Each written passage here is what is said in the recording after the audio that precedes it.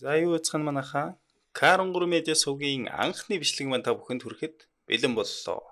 Энэхүү бичлэгийн гол дүрийн эзэн бол Өмнөд Солонгост хэдхэн хоногийн өмнө шоронгоос суллагдаж ард түмнийхээ хараалыг эзсэн онц хэрцгий гэмт хэрэгтэн Чод Унсуныг онцлох юм аа.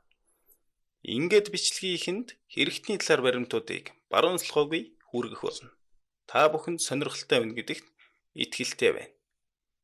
Тухлан сууж, таалан сойрох нь.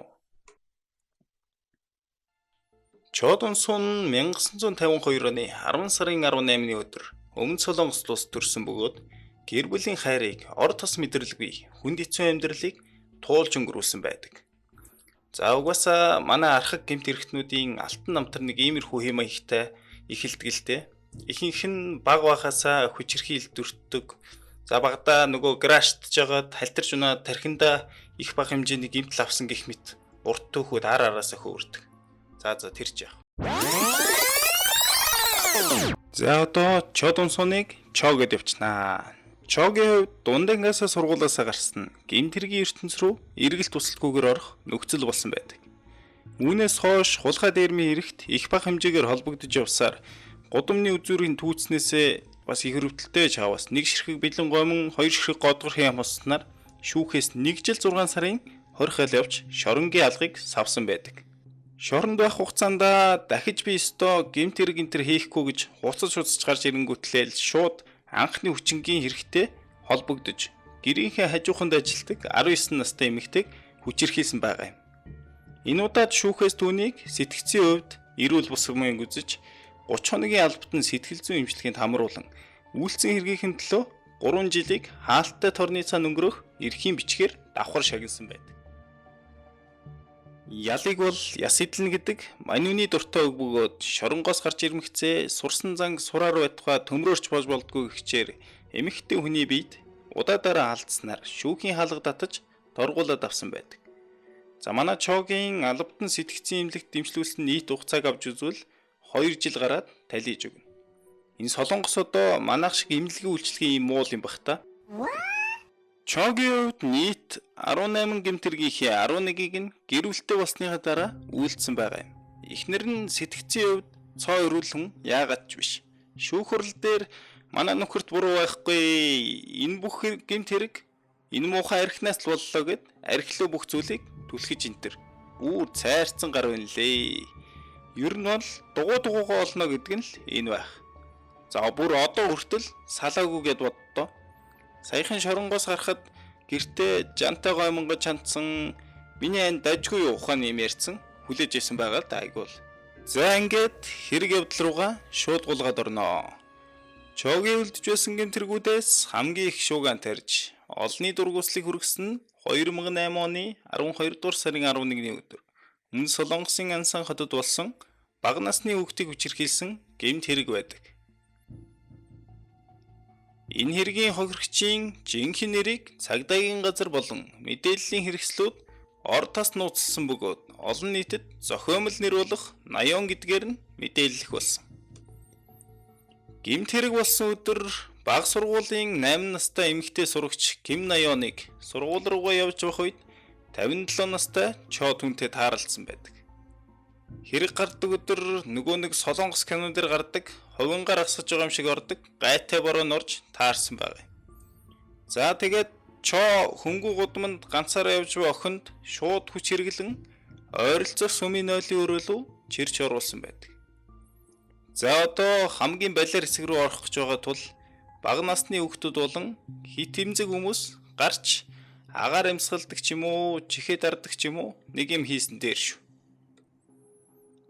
Хөөрхөн охин хэрэгтний эсрэг бүх чадлаараа эсэргүүцэл үзүүлсэн бөгөөд энэ үед хэрэгтэн охины нүүрэн тус газар нударгаар хэд хэдэн удаа зохиж суултуурыг бохир ус руу толгойг нь даран ухаан алдуулад дараа нь охины өмд болон дотор хувцсыг тайлж өөрийнхөө гаж үслийг гүйцэлдүүлэн хацар нүрийг нь хүртэл хадсан байгаа юм. Үүний дараа хэргийн нотлох баримтуудыг баллахын тулд охиныг нойлын хүүтэнд усанд булхуулан өөрийн үрийн шингэний арилгах гэж завдсан бөгөөд үүгээр зогсохгүй нойлын бөглөөс гаргахчаар бэлгэрхтэн болон шулуун гидсийг соруулсан байдаг. Энэ үед охины хоол улсрал эргэтнүүд шулуун гэдсээр цуван гарч асар хэмжээний цус алдсан тул Чо гарч ирсэн охины эргэтнүүдийг буцааж хийх гэж оролдсон байдаг нь хүн биш аратан гэдгийг нотолж байгаа юм. Тус үйл явдал болсны дараагаар охиныг нойлын өрөөний хүйтэн шалан дээр цустай нь хутхан хэргийн газрыг орхин орос сурггүй алга болсон байдаг. 80 охиныг эцгийнх нь олж эмнэлэг төргсөн бөгөөд хохирогч охины дотоод эргэтнүүд маш их гэмтсэн ч эмнэлгийн тусламж шуурхай авч яаралтай хагалгаанд орсноор энэ явдлаас бурхны авралаар амьд гарсан юм. 80 охин энэгүй хэрэгээс болж хоол улсруулах эрхтнийхээ 80%-ийг алдаж бүх насаараа дахир дутуу болж үлдсэн. Чогийн хувьд нотлох баримт хангалттай үлдээсэн тул цагдаагийнхан түүнийг маш түргэн баривчилсан бөгөөд түүнийг яг баривчлах үед гэртээ буудан дээрээ юу ч болоогүй шинжтэй эхнэрийн өрх үтсэн шигээ ганц 2 пи ууцсан гидсэн хэлэд хэвтэж байсан гэдэг. Гэрт нь нэгжил хийх явцад олдсон хувцсан дээрээс нь охины цусны тал болсноор энэхүү хэрэг явдал дууссан байдаг. Шүүх хурлын үед Чо өөрийгөө өмгөөлөн арх уусан үедээ юу ч сандаггүй. Би энэ хэргийг хийгээгүй намайг гүтгэж байна гэмээн мэдүүлэг өгсөн байд юм да.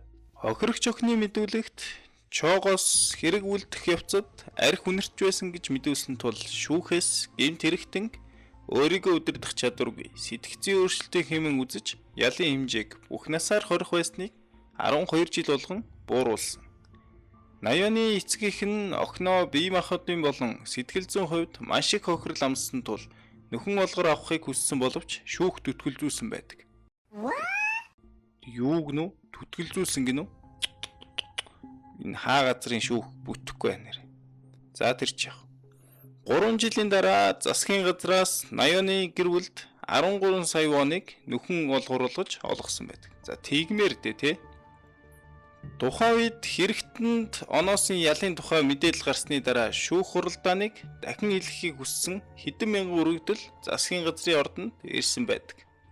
2013 онд тухайн хэрэгээс сэдвлэн Итгэл найдвар нэртэй ном болон кино хийгдсэн бөгөөд хэд хэдэн шагнал хүртэж хэргийн талаар үнэн бодит явдлыг олон түмэнд хүргэж чадсан юм байна. За энэ хэрэгээс үүдэн Өмнө Солонгост хүчингийн хэрэг үйлдсэн этгээдүүдийг шоронгоос судлагдсны дараа амьдарч буй газраас нь 200 метрийн хол зайд явахыг хязгаарлах тухай хууль санаачилсан байд юм.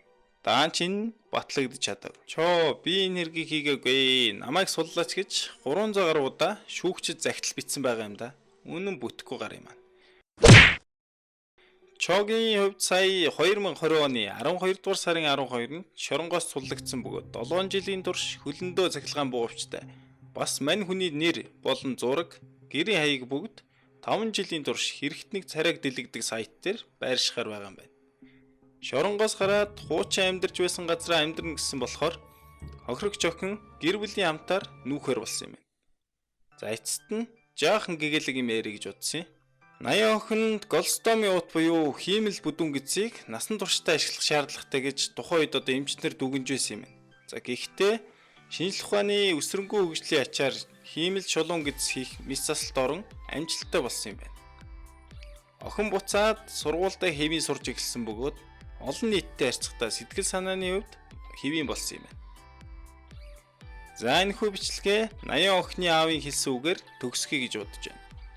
Охины аав хэлэхдээ миний охин тохиолдсон энэ муухай явдал дахин өөр хүнд ч битгий тохиолдосоо гэж хэлсэн байд юм байна.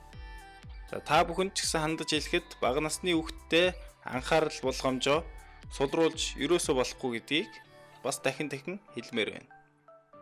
Энэхүү бичлэг та бүхэн таалагдсан бол лайк болон subscribe дараарай. Биднийг дэмжээрэй. Баярлалаа.